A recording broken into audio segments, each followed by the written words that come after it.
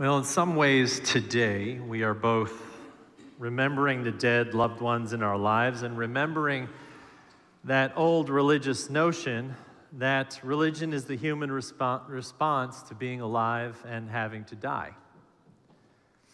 We practice today our religious response in this way. We remember and reflect on life and death. Not the age-old questions of what happens after death. You can answer those on your own, today at least. Not what it means to be alive, but the space between those questions, which is, what does death do to the living? Now, if there's anyone in this room who has not ever been touched by death, I will eat this manuscript right now. Every one of us. We have lost parents and children and uncles and grandmothers and friends and hamsters and goldfish and dogs and everything in between. And we have felt the pang of loss, what Sheryl Sandberg calls the void left by the absence of life in the ones we loved. I have spoken of these things before to you, of sitting with my family by my father's side in hospice, having sung to him that last song that we hear on the slides before worship, Lennon and McCarthy's "In My Life," McCartney. The lyrics, "Though I know I'll never lose affection for people and things that went before, I know I'll often stop and think about them. In my life, I love you more." And after we sung that song to my father, he slipped away in death. That was 2 years ago. And we had similar yet different moment this summer with our 14-year-old dog who slipped away with the injection of the vet as he lay on his favorite spot in our home, our family surrounding him. I know you have had similar losses. And they all hurt.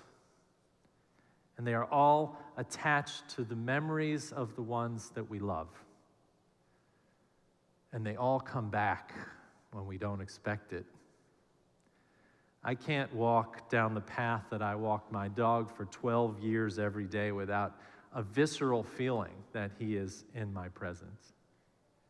And I have had flashes of my dad by my side from time to time, not least of which sitting in that third pew where Dean is sitting right now. My dad never sang a hymn in his life, but he stood up with all our hymn singers and looked at me with his eyes of love when he came to church. These memories and these flashes aren't mystical things. They are common. They are where memory and love meet. So we might ask ourselves why this happens. Why is this important to us humans? Why are we designed in such a way to hold the dead with us, to remember them, to care for their memories? Why do we hold all these things? Why do we carry loss and grief at the cost of love? Now, each of us might have an answer to this, but I believe that memory serves a purpose. Like Sheryl Sandberg said in the reading today, it serves to remind us that life is ephemeral, meaning it can change at any moment. And it is a reminder to us to be grateful. Grateful for life, for our children's lives, for the lives and birthdays of friends, for the chance to do this again this year, right here in this sanctuary. This memory software downloaded into us at some point in human history has a purpose of reminding us of love. It also resets our priorities. In some ways, we all do this. We take the best of the dead and reintroduce it into our lives. I have heard countless stories about this. A parent dies, and the son decides that, like his mother did on every Thanksgiving morning that he, like she, would bake pumpkin muffins and bring them to the homeless and stand on the corner and feed the homeless and listen to their stories and give them time and care like his mother once did. And he forgets all the yelling and passive aggression, but remembers the muffins and the ministry. Before she died, when I asked this member how his relationship with his mother was, he said, terrible. She's the most difficult person in my life. And in death, a reminder to love and to ministry. We are good at transforming the difficult through the fire of loss and choosing to let the memories reset our lives, and in part, that is important. It's a kind of human resilience that is built into us because death teaches us elasticity, ways to bounce back and face reality, ways to give up on blaming ourselves for others' faults, ways to move forward without moving on. And anything that does this is okay in my mind. If death and remembrance does anything, it helps us to learn to rely also on the living. Friends and family circled me about when my father died. Some were helpful and some were not. The helpful did what was needed. They showed up with food and no easy answers. Notes of sympathy were sent that said, I went through this also. We are with you. They held me in ways that nothing else could when I was in the void of grief. The less helpful were the ones who tried to carry my grief or tell me that it was all going to be okay. You know. And so a day like this in church reminds us how best to hold the grieving and the grief we carry. And we do this because rituals reset our hearts and hopes and remind us that the world knows us and we know the world. Today is to acknowledge the complex and wonderful software in us that demands we face death and grief and hold them gently. So today, for All Souls Day in church, we hold out lifelines for the grieving. We remind ourselves of those who have died, and we set aside this hour to hold all this together.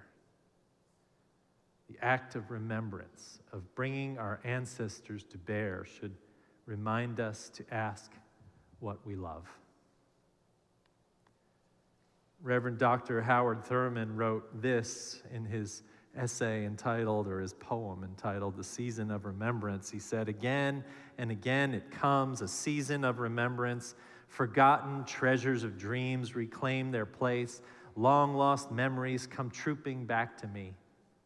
This is my season of remembrance, my time of recollection. Into the challenge of my anguish, I throw the strength of all my hope. I match the darts of my despair with the treasures of my dreams. Upon the current of my heart, I float the burdens of the years. I challenge the mind of death with the love of life. So I say to you, in this season of remembrance, we belong to something bigger than we perceive. We are surrounded by the people that we brought here in picture form, those who have gone. We are surrounded by those we lit candles for. In our making of this beautiful human tapestry of love, it reminds us that we can't sever these connections, but we can forget them. We can forget that we belong, but we can't remove ourselves from the great cloud of witnesses that hold us. And so today, an act of memory is an act of resistance to the disease of disconnection and spiritual loneliness and a loss of faith in humanity.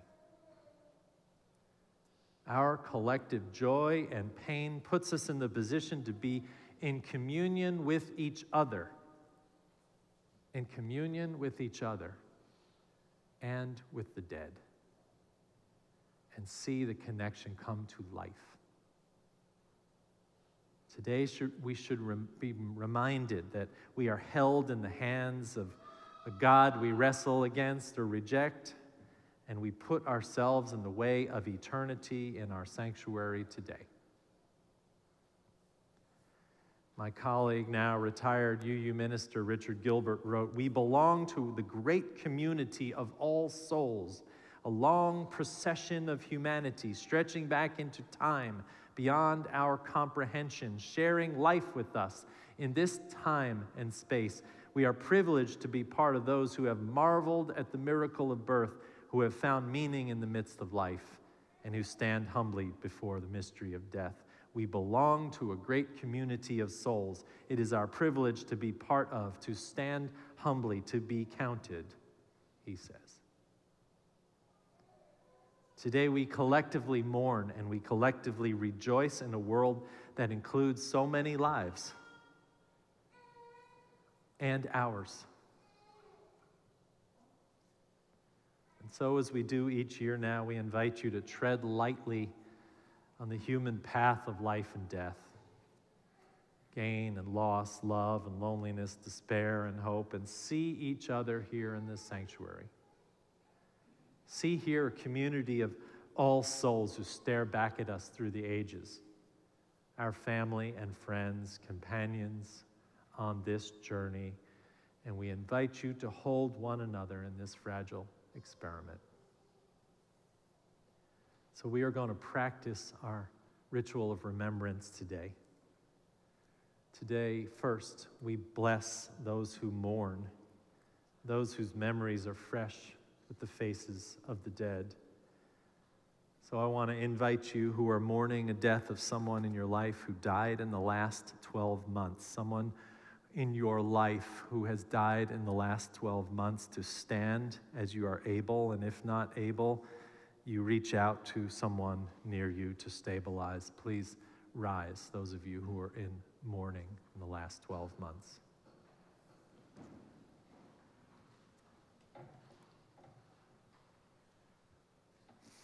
For you, we read this meditation for all mourners from the Jewish tradition. For the rest of you, the response is, we remember them as I indicate. Will you join me now in blessing the mourners who stand? Bless our memories now as we remember them. In the rising of the sun and its going down, we remember them. In the blowing of the wind and in the chill of winter, we remember them. In the opening buds and in the rebirth of spring, we remember them. In the blueness of the sky and in the warmth of summer, we remember them. In the rustling of leaves and in the beauty of autumn, we remember them. When we are weary and in need of strength, we remember them. When we are lost and sick at heart, we remember them. When we have joys we yearn to share, we remember them. So long as we live, they too shall live, for they are now part of us as we remember them. Mourners, we are your ballast, if you will let us. We are here for you. We acknowledge you today. You may be seated. And we have named many who are lost in the order of service, but we name every year the members of our church who have died since All Souls Day last year. We present their pictures here on the screens of the sanctuary. They are Nina Bell, Carol Brickell, Martha Durst,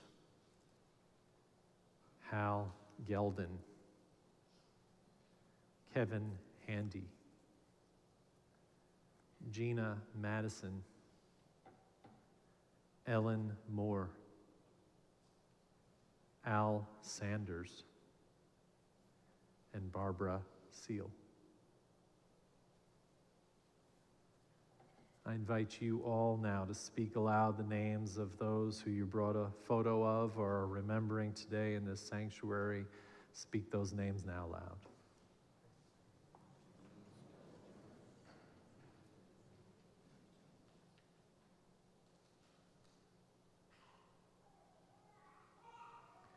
We hold all this now in a closing prayer.